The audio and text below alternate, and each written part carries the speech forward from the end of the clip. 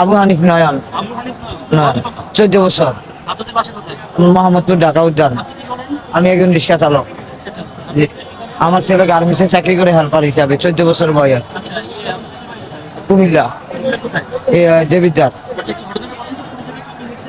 আমার ছেলে প্রতিদিন অফিসে যায়, 8টায় ছুটি হয়, কালকে 7টা বাজে আমার ছেলেরে অফিস থেকে গিয়ে ধরে নিয়ে আইছে, আইনা নিয়ে আইছে। পরে লোকের কাছে জানতে পারলাম যে আমার ছেলেরা ধরে নিয়েছে।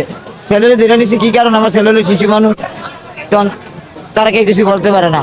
আমার ছেলের নামে কোনো অভিযোগ নাই, কোনো মামলা নাই, আর কোনো ওয়ারেন্ট নাই, কোনো কিছু নাই। আমার ছেলেরা ধরে লই আইছে, লই আনার পরে থানায় আইলাম, থানায় আনার কোনো দেখা সাক্ষাৎ কোনো কিছু নাই।